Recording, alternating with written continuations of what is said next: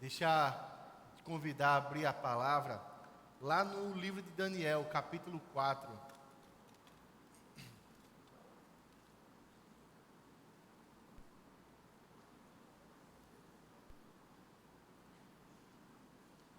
A gente vai fazer a leitura um pouco diferente do que a gente tem feito.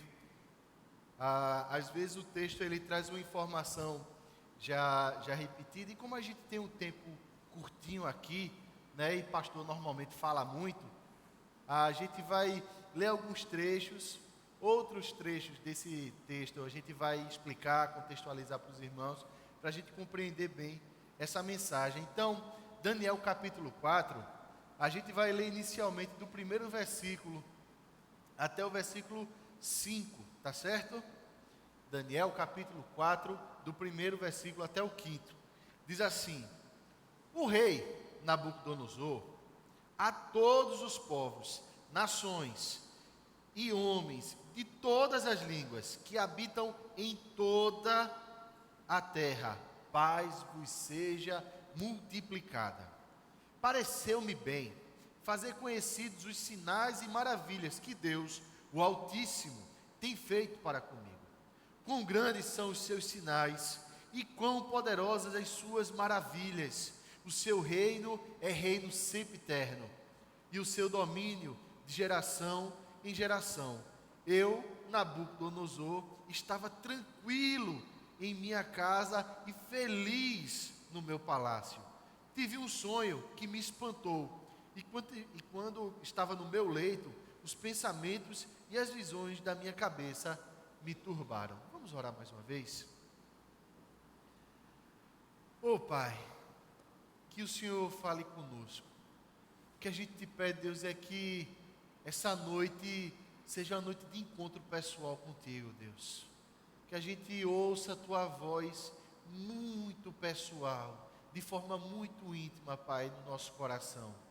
A expectativa que a gente alimenta, Pai, ao vir a tua casa, Deus, nessa noite, é poder te encontrar, é poder ouvir a tua voz, Deus, é poder ser transformado pela tua palavra, é sabendo, Pai, da tua presença do Espírito Santo, Pai, no nosso coração, a gente poder experimentar de uma comunhão mais profunda com esse Espírito Santo. Então, que no nome de Jesus o Senhor nos humilhe nessa noite, nos quebrante, Pai. Fale ao nosso coração, Deus, e faça a gente se sentir exortado, a gente se sentir na Tua presença, Pai, sabendo que o Senhor permeia nosso coração. Obrigado, Pai, por cada um que está aqui. Obrigado, Senhor, pela oportunidade de compartilhar a Tua palavra nessa noite. No nome de Jesus. Amém e amém. Esse capítulo, essa parte do livro de Daniel, ela começa de uma forma muito diferente, até para os padrões bíblicos mesmo. Porque essa parte começa com um imperador do Império Babilônico mandando uma carta, uma notificação para todas as províncias da Babilônia, para todos os recantos do Império Babilônico, para falar aquilo que Deus, o Eterno, o que tem domínio, estava fazendo na vida do imperador, um homem chamado Nabucodonosor, que na conta dele mesmo, do próprio Nabucodonosor, era alguém autossuficiente, era alguém que tinha suficiência de absolutamente todas as coisas que compõem aquilo que o ser humano chama de necessidades. Ele não tinha necessidades, ele tinha abastança de dinheiro, de prestígio, de conforto, enfim, era um homem que não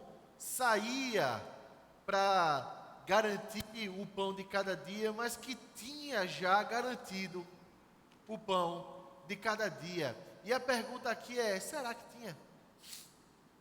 Ele começa essa notificação, esse capítulo, falando que estava alegre e que estava tranquilo, sossegado no seu palácio.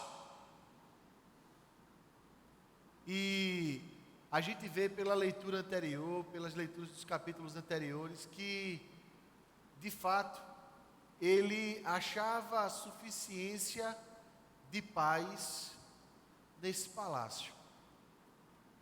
Interessante notar que a humanidade como um todo, muita gente faz isso, acha e compreende que encontrando a abastança, encontrando a abundância, a fartura de tudo aquilo que a pessoa entende que deve ter, ela parece que está sossegada, está tranquila, não é? Então, se a pessoa no final do ano, ela entende que precisa de paz, ela vai de branco, ela vai correr atrás da paz. E assim, para outras cores, com outros fins, não é verdade? E a verdade por trás disso é que o ser humano, ele acaba compreendendo que ele tem condições e capacidade de construir uma tranquilidade para si aqui nesse mundo, a partir dos elementos que o mundo oferece como solução para as nossas preocupações. No entanto, essas próprias soluções parecem que carregam consigo as preocupações.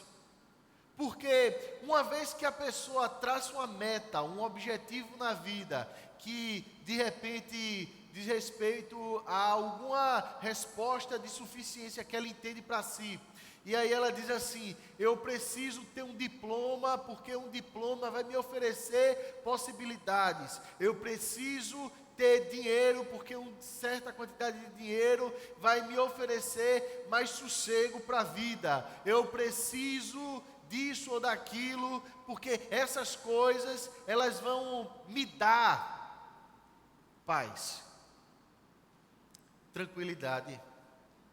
São essas coisas que acabam oferecendo para a gente certas soluções que, no entanto, se a gente pensar e a gente for bem racional, a gente vai ver que de solução não tem nada, porque elas são extremamente fugidias, passageiras, e ainda assim nós corremos atrás.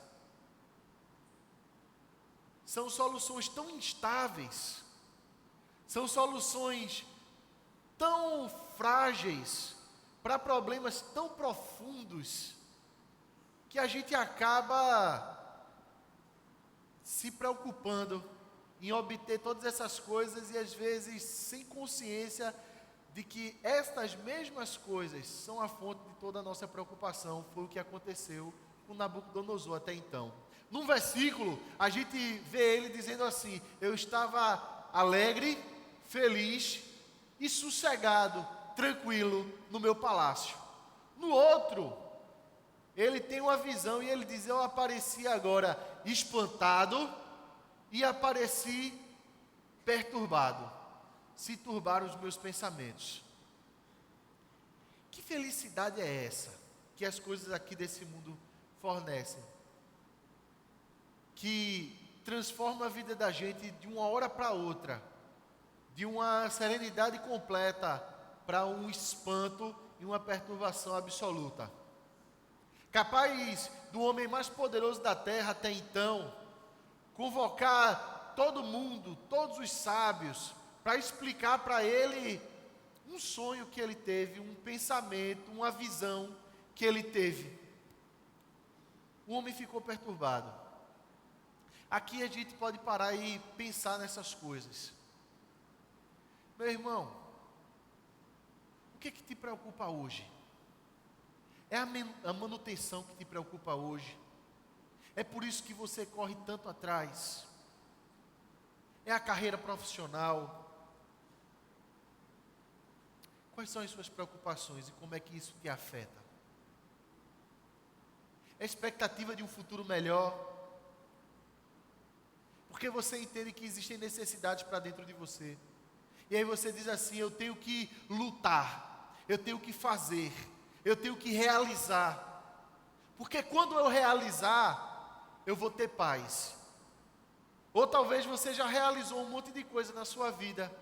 Você já construiu uma determinada monta de patrimônio para a sua vida. De repente você já está com seus filhos aí na universidade, ou até mesmo criados. E aí você diz para si mesmo assim: olha, está tudo no seu lugar. Mas se alguma coisa pequena sai do lugar, a gente se perturba. Que paz é essa? Tão instável. Que tranquilidade é essa? Tão fugidia. Que por conta de um pensamento que se quer, ela se vai. O que aconteceu com Nabucodonosor foi que ele teve um sonho. E a gente viu aqui já, em outras conversas que a gente teve, que quando um rei tinha um sonho, isso significava alguma coisa. E ele tinha um império a tocar. Ele tinha a estabilidade da vida dele para manter. Ele tinha um governo, uma política, um projeto a ser tocado. E era isso que fornecia para Nabucodonosor a tranquilidade e a alegria dele. E se por algum momento, alguma visão, algum sonho sinaliza para ele algum sinal de instabilidade, nisso que ele chama de sossego, nisso que ele chama de solução para os problemas, que era todo o conforto que o seu império lhe fornecia, ele ficou maluco. E ele precisava agora de uma resposta. Será que a gente não é assim mesmo? A gente organiza a vida da gente de uma maneira que a gente alimente cada vez mais a expectativa que a gente conquistando, ou tendo já conquistado, a paz, ela vai se instalar na vida da gente. Deixa eu te fazer uma pergunta. Se de repente você chegar amanhã, no seu trabalho, e alguém disser assim para você: senhor fulano, o setor de RH quer falar com você.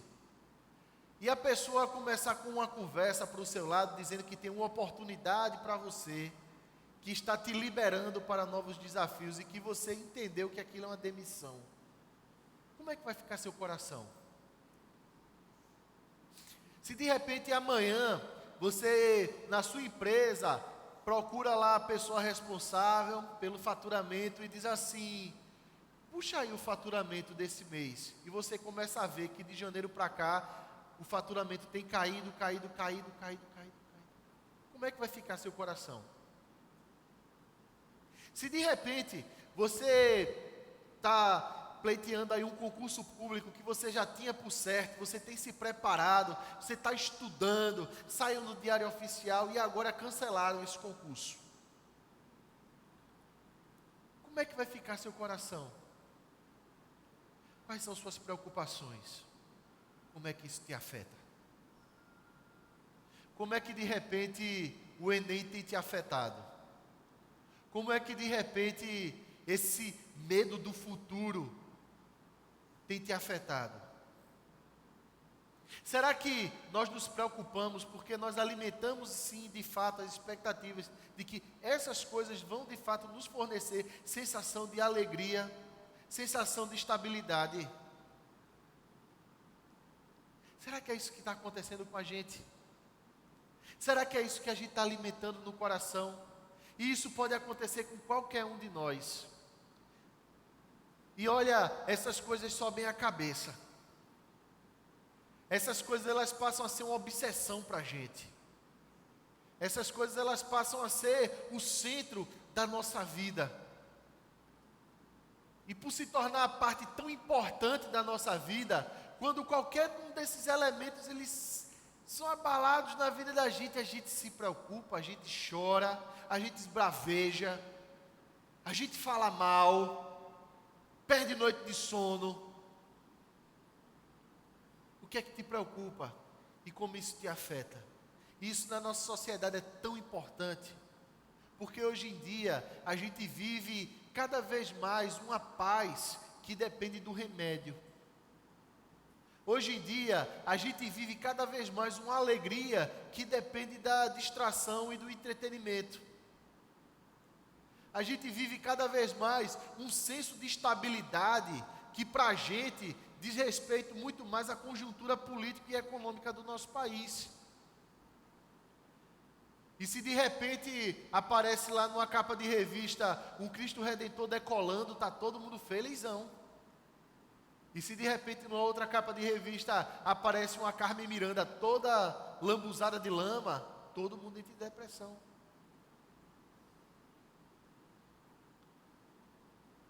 Aonde é que a gente tem baseado nosso senso de realização, o nosso senso de estabilidade, o nosso senso de paz?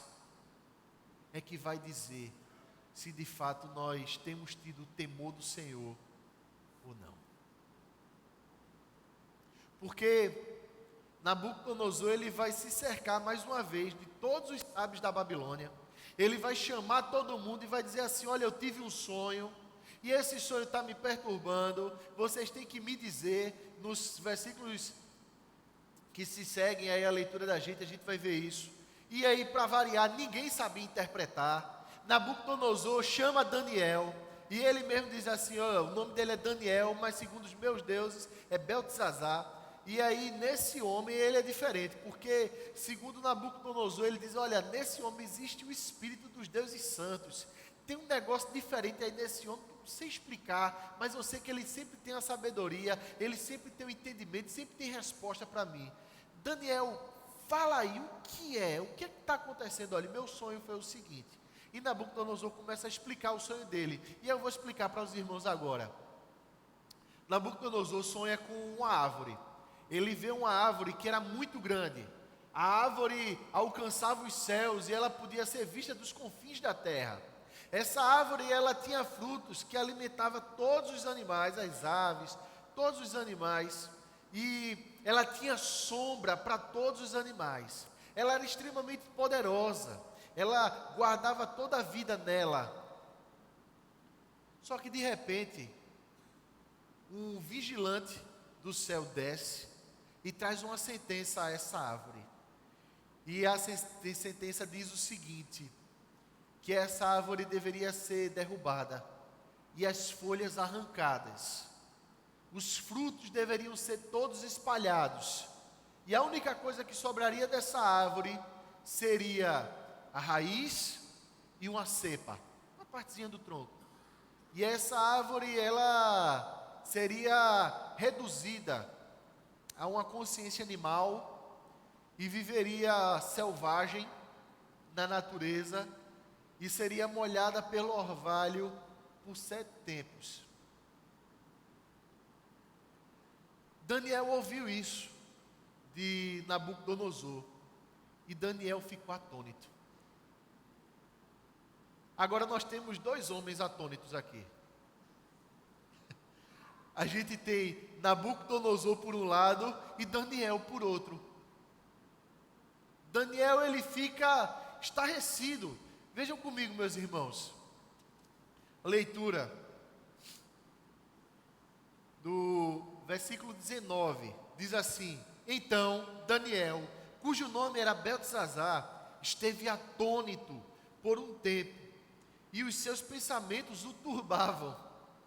Então lhe falou o rei e disse: Beltesazar, não te turbe o sonho, nem a sua interpretação. Respondeu Beltesazar e disse: Senhor meu, o sonho seja contra os que te têm ódio, e a sua interpretação para os teus inimigos. A gente vê agora um profeta Daniel também preocupado. No entanto, a razão da preocupação de Daniel era diferente da razão da preocupação de Nabucodonosor. E essa compreensão nos serve para diagnosticar se de fato nós temos tido na nossa vida temor do Senhor ou não. Se as preocupações, elas são com as coisas certas ou não. Porque uma coisa é certa,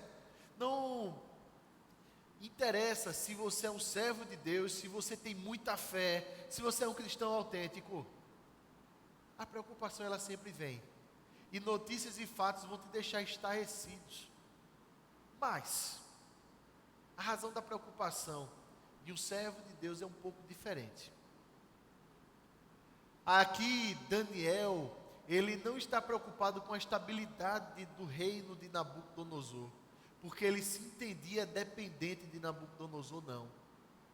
Nabucodonosor era para Daniel alguém para ser amado.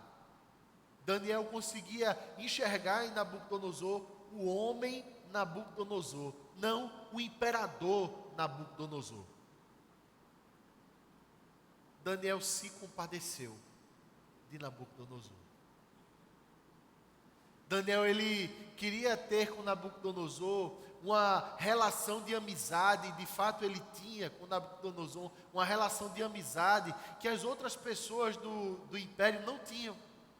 As pessoas elas queriam se relacionar com o imperador Nabucodonosor porque ele tinha algo a oferecer. Mas Daniel, ele queria se relacionar com o homem Nabucodonosor, porque Daniel tinha algo a oferecer para ele. E aí, Daniel, ele fica atônito, Nabucodonosor diz assim, olha, não se turbe não, fala a verdade para mim. Fala a verdade para mim.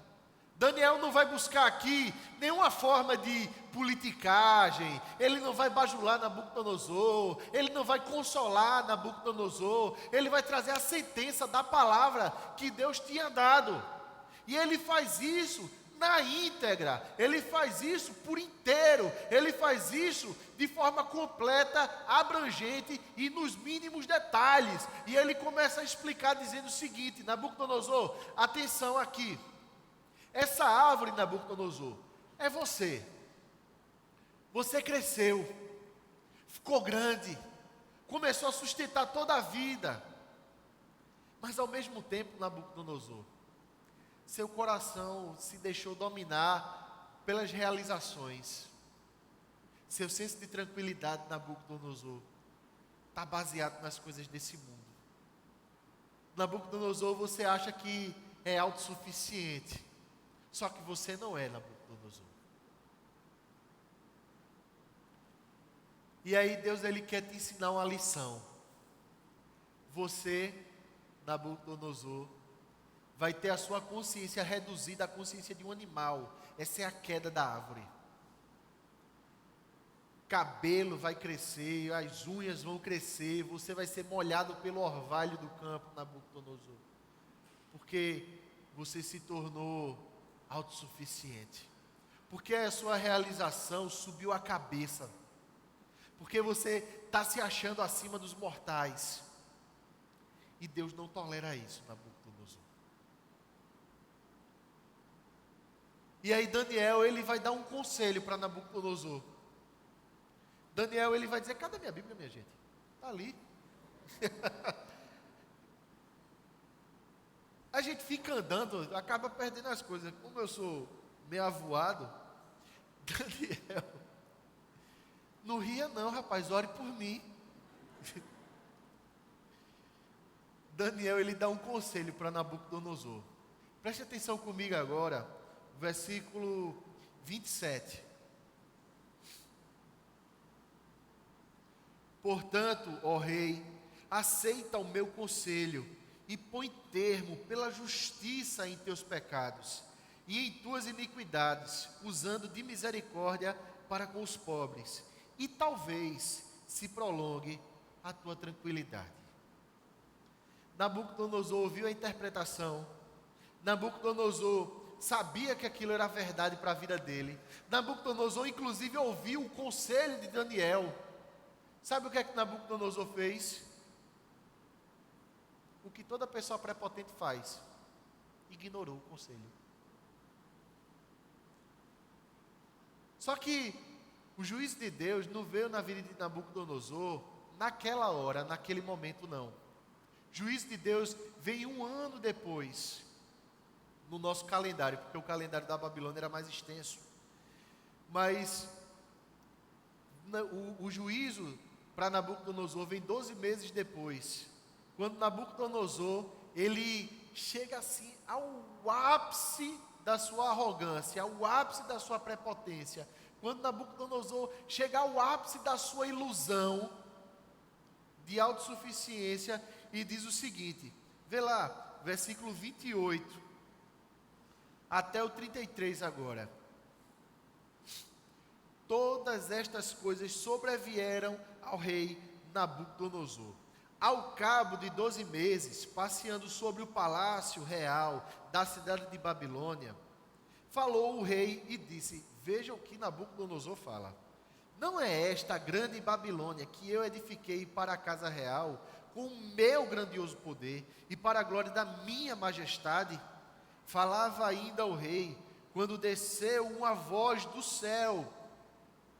A ti se diz, ó rei Nabucodonosor, já passou de ti o reino, serás expulso de entre os homens, e a tua morada será com os animais do campo.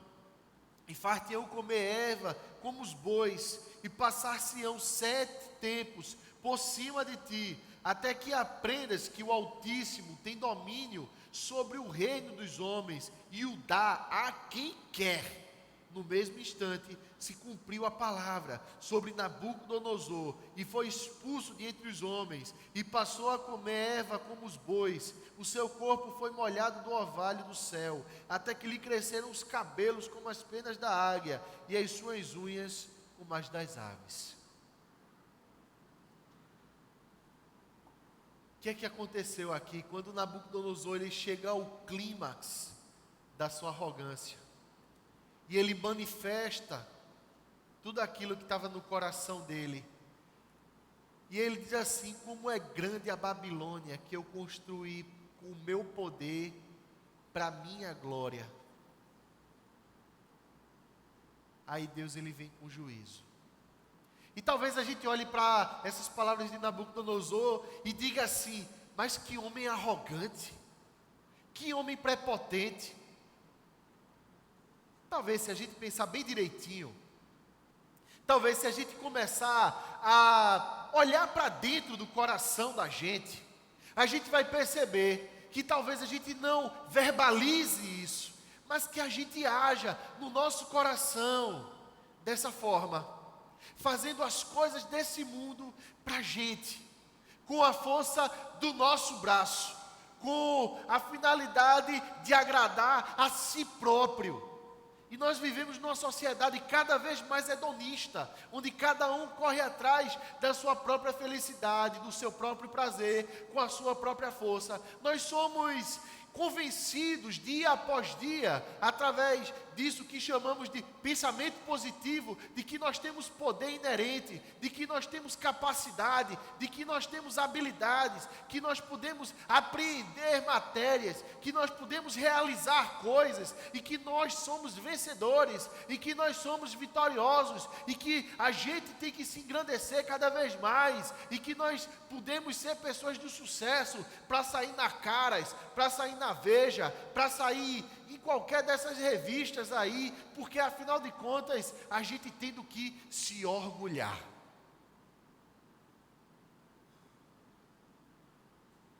Já notou a nossa reação ao elogio? Eu até comentei no culto anterior isso. Quando a gente é elogiado, muitas vezes a gente finge uma falsa modéstia, né? Ah, para com isso. Mas o coração está assim, dizendo assim, fale mais. Diga mais.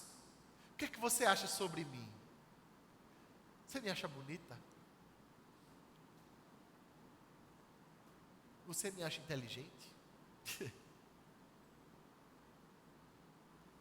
A gente acaba se deixando levar pela arrogância, pela prepotência, pelo senso de que nós sabemos o que devemos fazer para ter paz no mundo e para ter paz na vida. Deus é tão bom que Ele se revela. O personagem principal do livro de Daniel não é Daniel. O personagem principal do livro de Daniel nesse capítulo especificamente, não é Nabucodonosor, é Deus.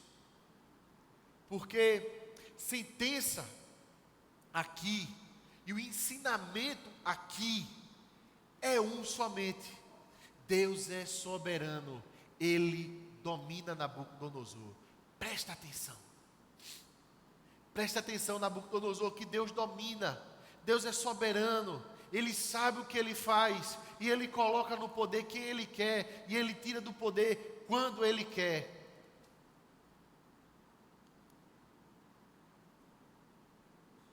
E Ele se revela, primeiro momento que Deus se revela aqui, é pela palavra revelada dEle.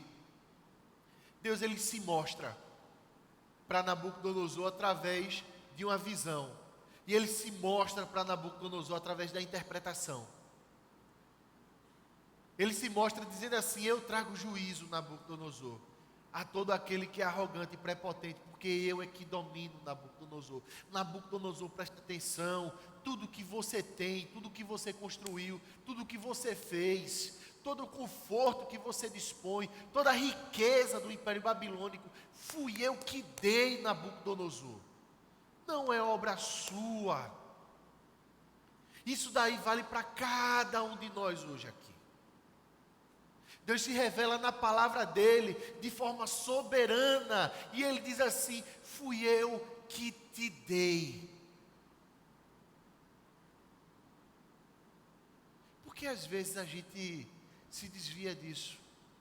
A gente acha que o domínio é nosso, a gente acha que o poder é nosso, a gente acha que a gente deve fazer, a gente se vê num mar de preocupações e de angústia, e a pessoa está todo dia nessa sufocação, correndo atrás, eu tenho que fazer, eu estou desesperado, e se isso não acontecer, e alimenta expectativas, e frustrações se acumulam no coração da pessoa, e a pessoa não sabe mais nem o que fazer. É só preocupação, meu amigo. A pessoa evita até assistir o jornal hoje. A pessoa olha as Olimpíadas e diz: Brasil é uma porcaria, não ganha nada. É só uma notícia.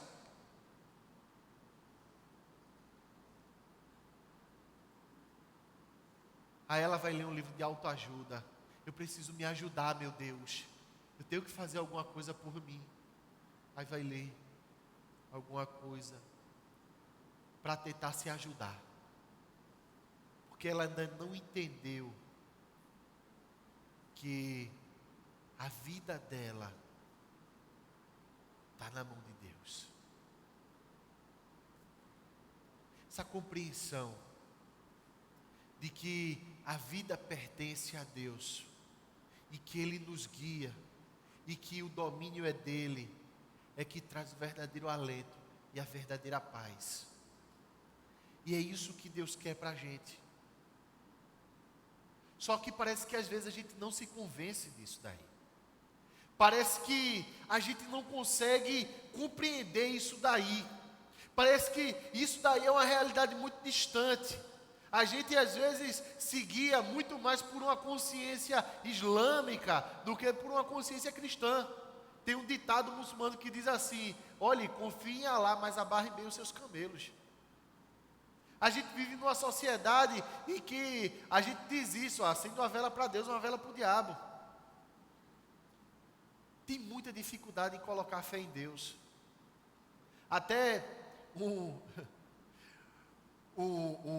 filósofo ateu chamado Voltaire tem uma história que diz que quando ele estava morrendo, e Voltaire era ateu, as pessoas se reuniram e disseram assim: Voltaire, você está morrendo, por que você não nega esse diabo na sua vida?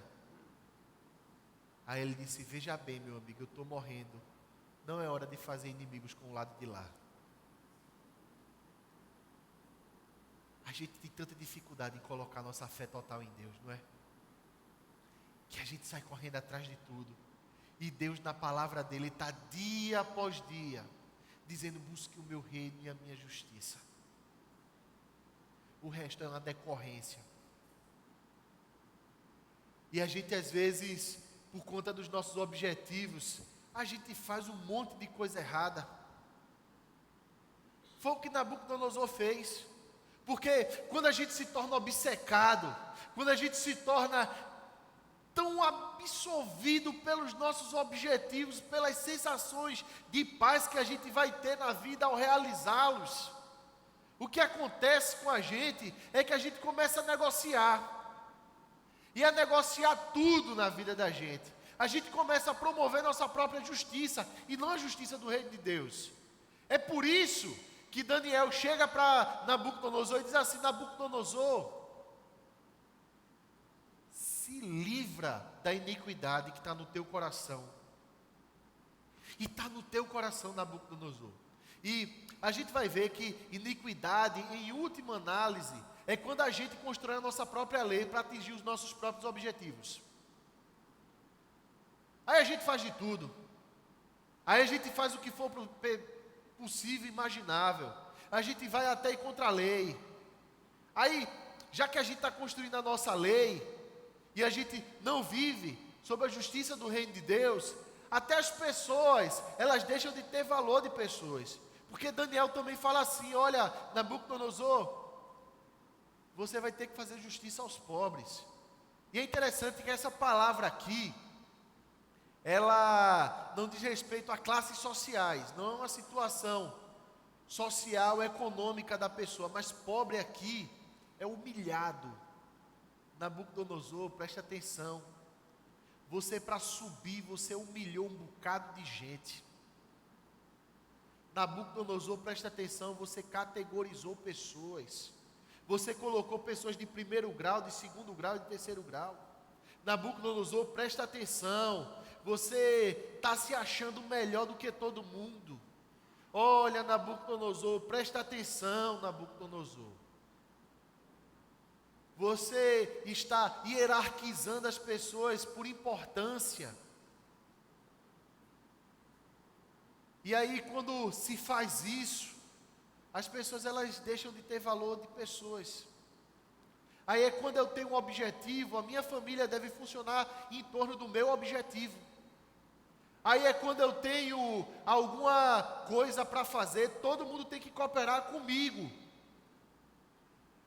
Aí, quando tem alguém me atrapalhando, a instrução que a gente tem é virar pitbull. É destroçar a pessoa, estraçalhar e tirar de perto. Aí é quando o ser humano olha para o outro como inimigo. Aí é quando a gente olha para as pessoas e começa a cultivar relacionamentos com base se elas são empecilhos ou utensílios para a gente. E as que são utensílios, elas têm valor simplesmente disso, de utensílios. Enquanto forem úteis, as amizades instrumentais, elas vão funcionar perfeitamente para me promover. Depois que eu chegar lá em cima, dá licença. Aí antigamente aquela pessoa que era tão bem-vinda na sua casa, não é mais. Aquele parente seu, que no passado você jogava bola, saía, se divertia, agora ele se tornou inconveniente.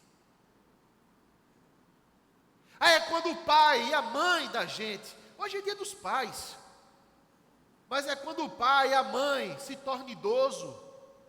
Vai, pai, dá licença, vai aqui para o asilo, vai aqui para qualquer lugar, não vai faltar nada para você não, pago seu plano de saúde, pago tudo. Só 2 passos para trás, para não me atrapalhar na minha carreira. É quando o filho, ele se torna o impedimento para o seu sucesso profissional. Deixa eu dar um exemplo disso. Aconteceu de verdade isso. Certa mãe foi chamada numa escola porque o filho estava dando muito trabalho. Escola muito boa, diga-se de passagem. Família muito abastada. E a mãe chegando na escola, ela diz assim: foi tão bom vocês terem me chamado, porque eu queria saber o que é que vocês podem fazer para ficar com esse menino mais tempo aqui na escola. Porque, na frente da criança, ela disse isso. Veja bem, esse menino, ele foi um empecilho, foi um atrapalho na vida da gente. Ele não foi planejado. Eu trabalho muito, o pai dele trabalha muito. E a gente não tem muito tempo para ele não. Então, vocês não tem nada assim para ficar mais tempo com ele não. Gente, isso aconteceu de verdade, viu? A mãe dizendo isso na frente da criança. Só que o menino ia para lá de motorista. Só que o menino, ele tinha todos os brinquedos e apetrechos eletrônicos que qualquer criança sonharia em ter. Mas quando, a exemplo de Nabucodonosor, as pessoas elas perdem o valor de pessoas, os relacionamentos eles se tornam utilitaristas. E até filho, e até pai, e até mãe, e até irmão de igreja. E quando a Bíblia está chamando um ao outro aqui, cada um de nós de irmão, não é uma palavra bonitinha para simbolizar uma relação que jamais vai existir. A Bíblia está dizendo que o sangue de Cristo corre na veia de todos nós, que nós somos uma família. Mas quando essa relação ela se perde, a gente se torna tão utilitarista. E a gente deixa de se preocupar com o outro. Daniel se preocupou com Nabucodonosor. Daniel ficou atônito com Nabucodonosor. E a gente está atônito e preocupado com o quê?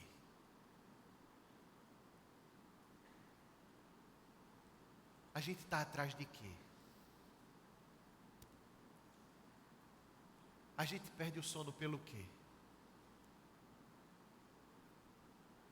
E aí, Deus ele se revela de forma mais forte na vida de Nabucodonosor.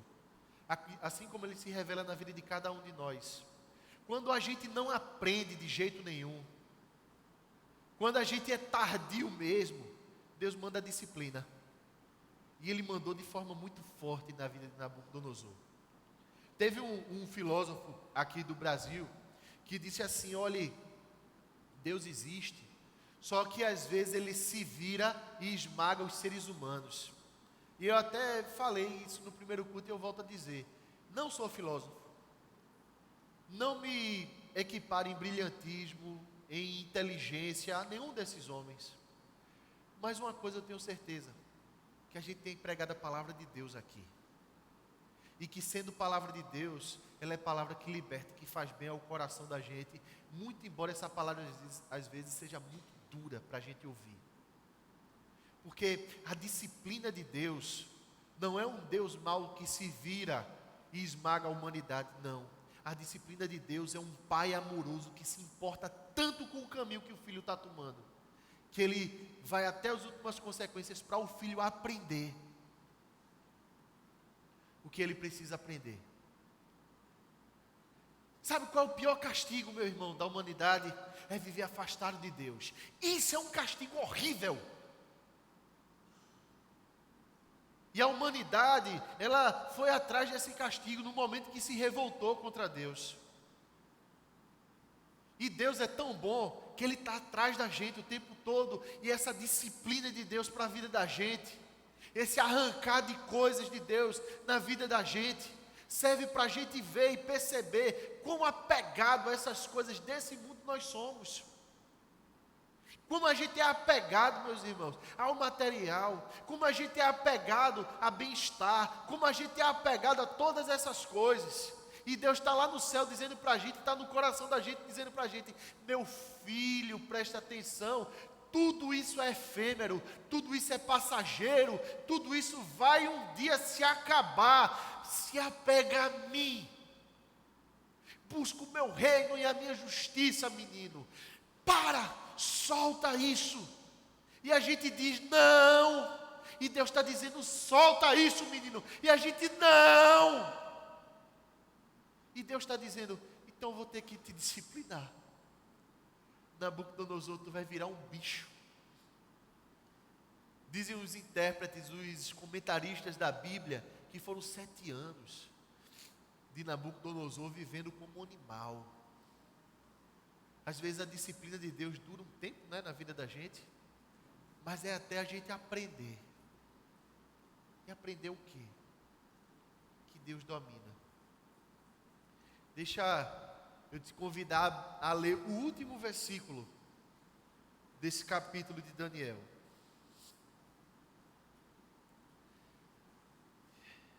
depois da disciplina feita, depois de toda essa história contada, Nabucodonosor chega à seguinte conclusão: agora, pois, eu, Nabucodonosor, louvo, exalço e glorifico ao Rei do céu, porque todas as suas obras são verdadeiras e os seus caminhos justos, e pode humilhar aos que andam na soberba. Eita, irmão, vê que coisa difícil para a gente, é a gente admitir que tem soberba no coração da gente, não é? Vocês já notaram que numa discussão de casais o orgulho sempre é do outro? Você é muito orgulhoso ou você é muito orgulhosa? Você não admite. Mas o grande convite de Deus hoje para cada um de nós é uma incursão muito profunda, é uma análise desnuda do nosso coração para saber quanta arrogância tem aí. E arrogância não é só através de palavras, mas a arrogância da gente achar que sabe o que é melhor para a gente. É a arrogância da gente achar que pode se bastar. É a arrogância da gente achar que por algum momento, em alguma circunstância, a gente sabe o que fazer, ou pela nossa experiência, ou pelo nosso cartão de crédito, ou pela nossa língua afiada, ou pelas nossas convicções ideológicas, políticas, filosóficas.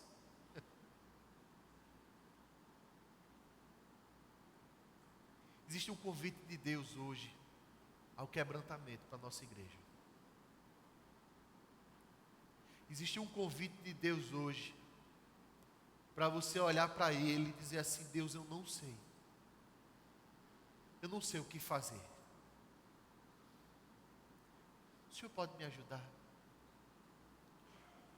Existe um convite de Deus para você, assim como Nabucodonosor, depois de ter sofrido que só, dizer assim: Deus, eu reconheço a tua soberania sobre a minha vida. Então, me ensina a descansar na tua vontade. Me ensina a descansar nos teus propósitos.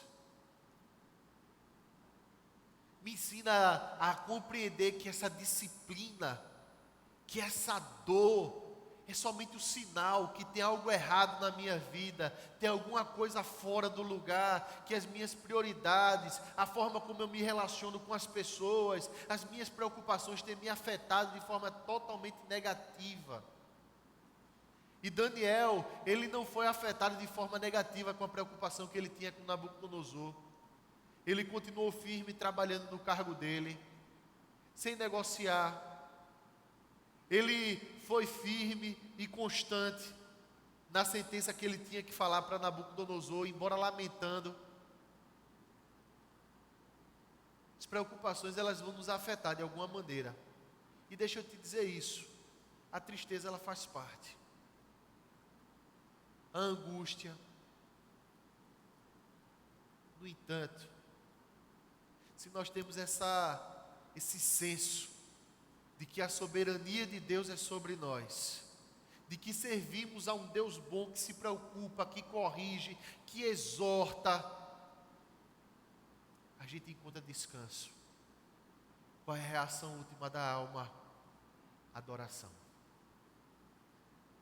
A gente adora. Adoração não é uma ação, adoração é uma reação. Quando nós percebemos a Deus na nossa vida, nós reagimos com adoração.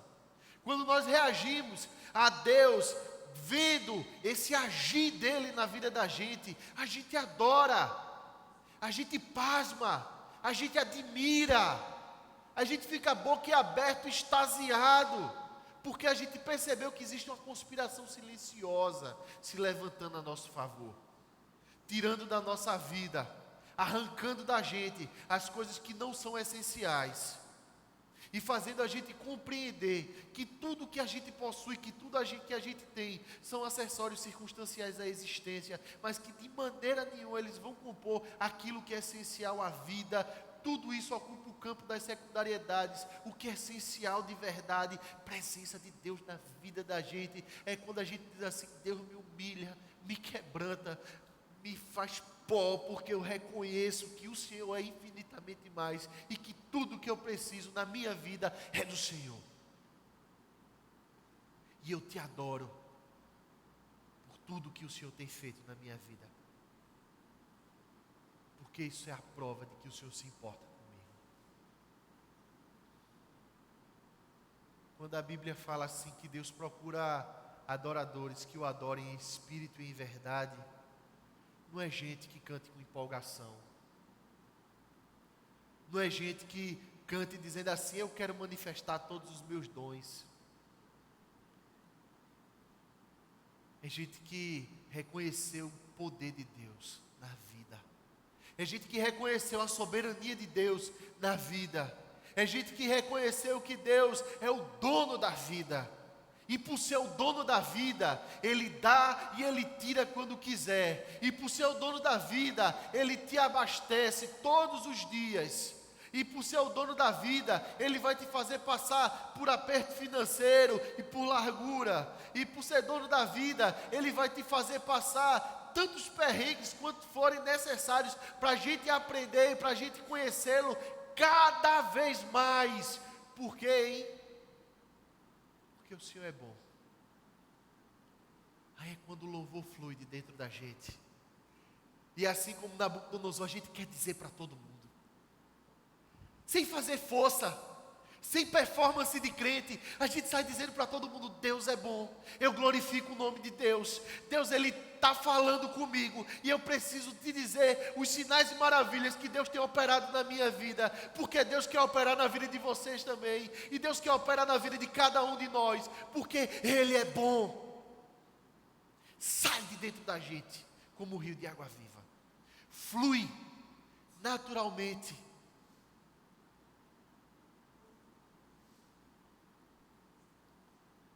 Quais são nossas preocupações? O que é que preocupa hoje o teu coração, meu querido? Eu acho que esse é o momento mais propício para você entregar a Deus. Se a preocupação é real, vá buscar solução em quem pode dar solução, não no seu braço. Vá buscar sabedoria em quem pode te dar sabedoria, não na sua experiência, nem na sua inteligência. Vá buscar recurso em quem pode te dar recurso, e não no teu cartão de crédito. Vá buscar relacionamento em quem pode restaurar teus relacionamentos, e não na tua empatia e no teu senso de humor. Vamos orar. Pai, isso é noite de quebrantamento para a gente, Deus. E a gente se reúne agora, Pai, em oração aqui, como corpo, primeiro para te pedir perdão, Pai. Oh Deus, perdão por todas as vezes que a gente acha que sabe, porque a gente acha que pode, porque a gente acha que domina. Perdão, Deus, todas as vezes que a arrogância do nosso coração dá-se uma ideia de que a gente pode dominar a vida. Que o Senhor tenha misericórdia de nós, Pai. Derrama graça sobre a gente, Deus, se apresentando a gente todos os dias, logo na manhã, Pai. Porque a Tua sabedoria é inesgotável, a gente não vai conhecê-la toda. Porque vida devocional contigo, Deus, é uma descoberta diária da Tua bondade, do Teu poder, da Tua soberania, da majestade do Teu reino, do poder da Tua glória, Pai, do Teu amor para cada um de nós. Eu te peço que o Senhor olhe para cada coração aqui hoje que chegou aqui angustiado, Deus.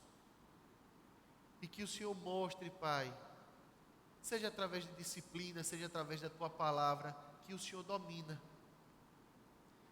E que a parte que nos cabe é simplesmente obedecer e adorar. Há um Deus que nos coloca no nosso lugar de filho e não de soberano. Filho amado de Ti. Fica conosco, Pai. E nos perdoa, Pai, por todo empedramento. Nos perdoa, Deus, por tudo aquilo que a gente faz, que Te entristece e que o Senhor não gosta.